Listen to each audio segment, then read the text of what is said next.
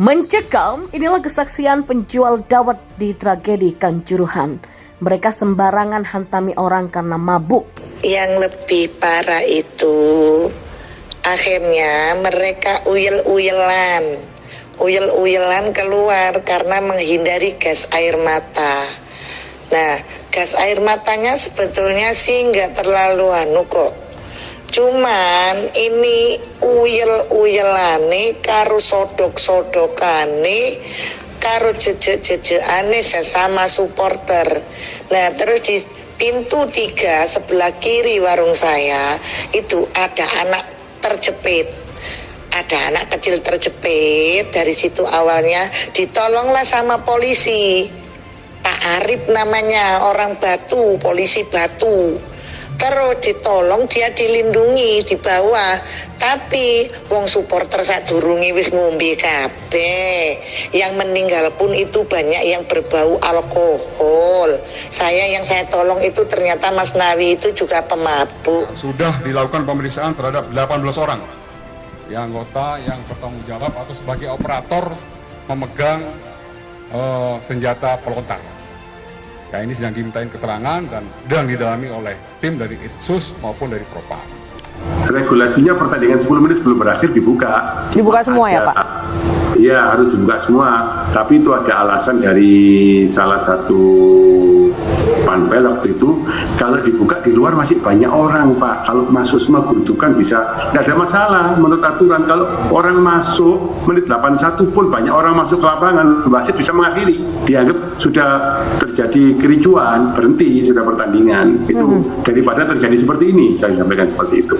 Ya, di mana-mana kita lihat semua supporter berkabung, semua masyarakat berkabung dengan ini. Namun, ada satu hal yang masih mengganjal di hati saya.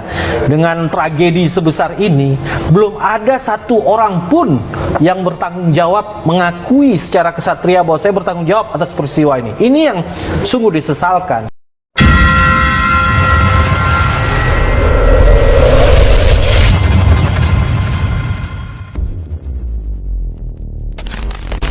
Ya, tragedi Kanjuruhan masih menyisakan duka yang mendalam bagi dunia sepak bola, khususnya Indonesia. Tragedi yang menewaskan 130 orang itu menjadi tragedi terbesar dalam sejarah sepak bola Indonesia. Diketahui tragedi Kanjuruhan bermula ketika Arema FC menelan kekalahan 3-2 atas Persebaya pada lanjutan Liga 1 pekan ke-11 pada Sabtu, 1 Oktober 2022 lalu. Kemudian ada supporter Singoedan tersebut menunjukkan rasa ketidakpuasan dengan hasil yang diraih oleh tim kesayangannya. Namun baru-baru ini muncul sebuah fakta yang baru terkait tragedi Kanjuruhan yang memakan korban jiwa sebanyak 130 orang itu. Menurut kesaksian seorang penjual dawet di sekitar Stadion Kanjuruhan, banyak dari supporter yang minum minuman keras sebelum menyaksikan pertandingan antara Arema FC melawan Persebaya. Kesaksian penjual dawet itu diunggah lewat akun TikTok Ica Tania pada Minggu 2 Oktober kemarin. Penjual dawet tersebut juga menjelaskan bahwa ada anak kecil yang terjepit di pintu 3 di dekat warung miliknya. Kemudian ditolong oleh polisi yang bernama Arif yang merupakan kepolisian dari Batu. Yang lebih parah itu akhirnya uyel-uyelan keluar karena gas air mata. Gas air matanya sebetulnya nggak terlalu kok. Cuman ini ya uyel-uyelane, sodok-sodokannya sesama supporter, kata ibu-ibu penjual dawet sebagaimana yang dikutip oleh Hops.id. Kemudian pedagang dawet tersebut juga menyebut bahwa ada anak kecil yang terjepit di pintu 3 dekat warungnya. Kemudian anak kecil itu ditolong oleh polisi yang bernama Arif yang merupakan polisi dari Batu. Namun ketika polisi itu menolong, anak kecil itu malah dipukuli kepalanya oleh para supporter. Pedagang dawet tersebut juga menyebut bahwa korban yang meninggal itu mengeluarkan aroma alkohol karena sebelum pertandingan diduga para supporter Arema telah mengkonsumsi alkohol. Di pintu 3 sebelah kiri warung saya itu ada anak kecil yang terjepit. Dari situ awalnya ditolonglah sama Pak Polisi, Pak Arif namanya, polisi dari Batu. Tapi ditolonglah anak kecil itu dilindungi dibawa. Tapi wong supporter sebelumnya sudah minum semuanya ya. Yang meninggal itu pun banyak yang bau alkohol. Terus orang yang saya tolongi Pak Nawi namanya ternyata juga pemabuk itu. Temannya Wenda. Wenda itu temanku juga, kata pedagang dawet tersebut. Lah Pak Arif ini nolong tapi dipukuli kepalanya. Kenapa saya tahu? Karena saya yang nolong di toko saya yang namanya Pak Arif ini. Ungkapnya lagi. Namun pedagang dawet itu juga mengungkapkan supporter yang berbuat anarkis semakin banyak karena supporter itu banyak yang mabuk dan mengkonsumsi obat terlarang. Bahkan poluan juga banyak yang berlindung di warung pedagang dawet itu karena dikejar oleh supporter. Habis itu anak kecil itu dicuci mukanya sama Pak Arif ini di toko kumas. Jadi terus masuk masih ngejar bocah supporter yang tadi kalap gitu. Mereka sembarangan kan menghantami orang-orang, terus tambah lagi karena mereka mabuk dan juga mengkonsumsi obat terlarang. Sampai bajunya itu loh, mbak-mbak Polwan itu yang masuk ke sini kita copotin semua baju, kasihan dikerja sama supporternya. Terus polisi satu yang di atas tribun itu yang dari Tenggalek itu dihajar habis-habisan. Bapak siapa itu yang beli kopi sebelum masuk, penjaga itu beli kopi ya, beli kopi di saya itu, ngopi dulu katanya. Yang terbaru, apa yang terjadi dalam tragedi Kanjuruhan menyisakan segala bentuk rasa pilu dan kesedihan yang tidak terbendung di benak masyarakat yang awalnya hanya ingin menyaksikan laga Arema versus Persebaya pada Sabtu kemarin. Tidak terkecuali saksi mata yang menyaksikan langsung insiden mematikan tersebut. Banyak dari mereka yang merasa apa yang diceritakan oleh aparat kepolisian tidak seperti jalan cerita sebenarnya di lapangan. Cap buruk mengenai supporter Aremania pun merebak secara luas seperti gas hitam yang menutupi awan negeri, gelap dan berisi kekacauan yang dianggap penyebab tragedi Kanjuruhan. Melanjutkan cerita-cerita sebelumnya terkait dengan saksi mata yang juga menyaksikan laga duel derby Jatim tersebut. Tim Ayo Surabaya mencoba menceritakan kronologi lain dengan sisi yang mungkin berbeda dari sebelumnya. Lewat akun Twitter bernama @niko_aremania87 yang mengaku sebagai saksi mata dan orang yang selamat di dalam tragedi mematikan tersebut. Kronologi singkat tragedi yang menewaskan ratusan supporter telah menimbulkan beragam tanggapan dan kesedihan yang menyertainya. Ya, kronologi fakta dari kami setelah pemain Persebaya masuk ruang ganti.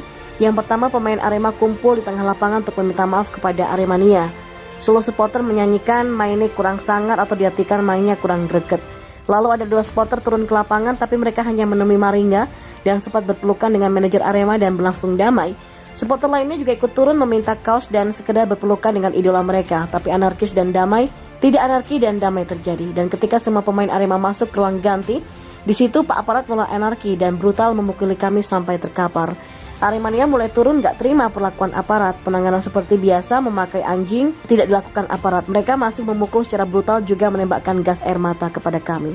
Ya, respon atas pernyataan tersebut muncul dari akun bernama @lmg_ttpersela yang menyebut pintu apakah sengaja ditutup, bukan penanganan sih, tapi ini pembantaian.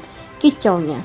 Ya, tragedi Kanjuruhan memang mengakibatkan ratusan korban meninggal dunia dan luka-luka.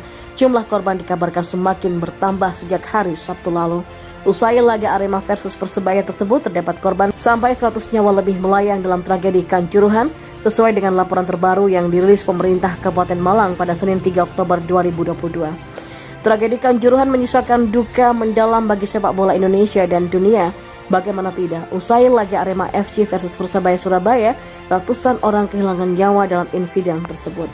Data terkini, lebih dari 175 orang meninggal dunia akibat terinjak-injak dan sesak nafas serta berupaya menghindari tembakan gas air mata yang diarahkan ke arah tribun. Lalu pertanyaannya, siapakah yang bisa disalahkan dan harus bertanggung jawab dengan tragedi Kanjuruhan ini? Berdasarkan unggahan video viral akun TikTok Xeronaf, pria dalam video menjelaskan ada 3 kelompok yang punya tanggung jawab besar dalam terjadinya tragedi tersebut. Lalu siapa yang bisa disalahkan dalam tragedi Stadion Kanjuruhan yang kemarin baru saja merenggut lebih dari 100 nyawa manusia itu, teman-teman? Angka korban jiwa pun terus meningkat sampai sekarang. Nah, sebenarnya kalau misal kita perhatikan dari tragedi ini, ada sebenarnya 3 entitas yang bisa kita salahkan. Menurutnya bukan hanya penyelenggara yang telah salah dalam memenuhi persyaratan pertandingan ini, namun juga para supporter yang barbar yang menjadi penyebab tragedi mau terjadi. Yang pertama itu adalah panitia penyelenggara. Kapasitas stadion itu hanya 38.000, tapi tiket yang dijual lebih dari 40.000. Itu yang pertama. Sementara pria dalam video itu juga menyebut polisi sebagai salah satu pihak yang bisa disalahkan karena menembakkan gas air mata di Stadion Kanjuruhan. Ia juga turut menyebut supporter yang terbilang barbar dalam laga Arema FC versus Persebaya Surabaya itu. Dan yang ketiga adalah para supporter yang barbar. Karena kalau kalian perhatikan, supporter barbar ini malah sudah menjadi sebuah tradisi kayaknya ya, bagi persepak bolaan Indonesia yang sebenarnya harus dihilangkan. Pria itu bahkan menyebut jika sepak bola dari Indonesia harus dihentikan dibandingkan dengan nyawa-nyawa yang harus hilang. Ya, tragedi Kanjuruhan masih menyisakan duka yang mendalam bagi dunia sepak bola khususnya Indonesia. Tragedi yang menewaskan 130 orang itu menjadi tragedi terbesar dalam sejarah sepak bola Indonesia. Diketahui tragedi Kanjuruhan bermula ketika Arema FC menelan kekalahan 3-2 atas Persebaya pada lanjutan Liga 1 pekan ke-11 pada Sabtu 1 Oktober 2022 lalu. Kemudian ada supporter Singoedan tersebut menunjukkan rasa ketidakpuasan dengan hasil yang diraih oleh tim kesayangannya. Namun baru-baru ini muncul sebuah fakta yang baru terkait tragedi Kanjuruhan yang memakan korban jiwa sebanyak 130 orang itu. Menurut kesaksian seorang penjual dawet di sekitar Stadion Kanjuruhan, banyak dari supporter yang minum minuman keras sebelum menyaksikan pertandingan antara Arema FC melawan Persebaya.